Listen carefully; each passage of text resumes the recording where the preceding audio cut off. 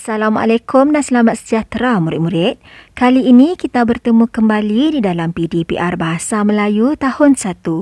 Kita akan menyambung pelajaran kita dalam unit 20 dengan tajuk yang menarik iaitu haiwan yang prihatin. Jom kita lihat objektif pembelajaran untuk hari ini. Di akhir pembelajaran, murid dapat membaca dan memahami cerita serta mempersembahkannya dalam teater pembaca.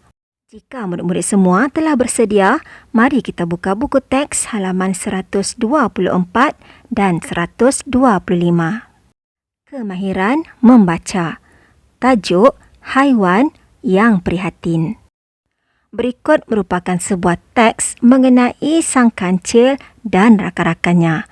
Tugas murid-murid adalah untuk membaca dan memahami cerita, kemudian murid-murid akan menyampaikannya dalam teater pembaca.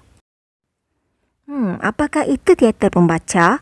Baiklah murid-murid, teater pembaca adalah melibatkan sekumpulan pelajar ataupun murid-murid yang menghayati dan membaca skrip cerita dengan menggunakan sebutan, nada dan intonasi yang betul bagi menggambarkan sesuatu cerita yang dipersembahkan.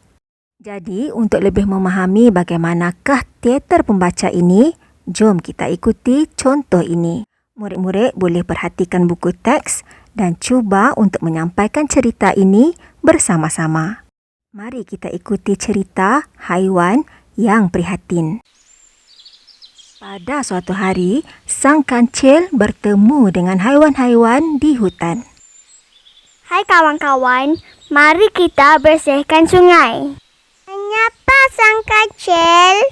Cuba lihat, sungai kita semakin kotor. Saya bersetuju, sang kancil. Saya semakin sakit. Banyak kawan saya di sungai yang telah mati. Saya boleh memungut sampah dengan paruh saya. Saya pula boleh mengangkat kayu-kayu yang besar. Terima kasih kawan-kawan. Jika sungai bersih, hidup kita akan sihat. Semua haiwan di dalam hutan tersenyum gembira. Baiklah murid-murid, begitulah contoh persembahan cerita dalam teater pembaca. Demikianlah kisah sang kancil dan rakan-rakan. Jadi pengajaran daripada kisah ini ialah kita tidak boleh membuang sampah ataupun mencemarkan sungai kerana ia akan menyusahkan haiwan-haiwan ataupun tumbuhan yang terdapat di dalamnya. Selesailah aktiviti kita yang pertama.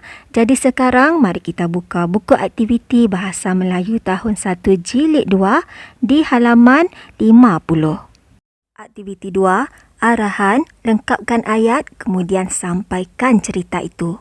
Di halaman ini merupakan sebuah cerita mengenai Hafiz dan rakan-rakannya yang telah menyelamatkan seekor burung yang di dalam kesusahan. Seterusnya, tugas murid-murid adalah untuk melengkapkan ayat berpandukan gambar yang telah disediakan. Jika murid-murid semua telah dapat memahami arahan ini dengan baik, jom kita lakukan aktiviti ini bersama-sama. Ini Encik Farid. Beliau anggota kelab pencinta alam. Pada suatu hari, Encik Farid melihat budak-budak melastik burung.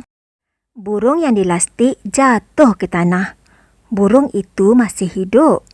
Encik Farid menasihati budak-budak itu supaya haiwan seperti burung perlu dilindungi. Hafiz membawa burung itu pulang ke rumah. Baiklah murid-murid, apakah agaknya ayat yang boleh dibina berdasarkan kepada kefahaman dan juga gambar yang telah disediakan? Wah, hebat murid-murid. Ada yang sudah bersedia dengan jawapan masing-masing. Baiklah, sekarang jom kita lihat bimbingan jawapan daripada cikgu. Hafiz membawa burung itu pulang ke rumah. Dia pun segera merawat burung yang tercedera itu. Baiklah murid-murid, selain daripada perkataan merawat, murid-murid juga boleh menggunakan perkataan ataupun kata kerja meletakkan ubat di dalam ayat murid-murid. Ayat yang terakhir, setelah beberapa hari, burung itu telah sembuh. Hafiz dan rakan-rakannya melepaskan burung itu terbang bebas. Ingat, murid-murid boleh membina ayat yang lain berpandukan kepada kefahaman dan juga kreativiti murid-murid berpandukan kepada gambar yang telah diberi. Nampaknya selesailah kesemua aktiviti kita untuk hari ini. Sebagai rumusan PDPR kita, murid-murid telah dapat membaca dan memahami cerita serta mempersembahkannya dalam teater pembaca. Sampai di sini sahaja kelas kita untuk hari ini. Terima kasih kerana telah bersama-sama dengan cikgu daripada awal sehingga ke saat ini.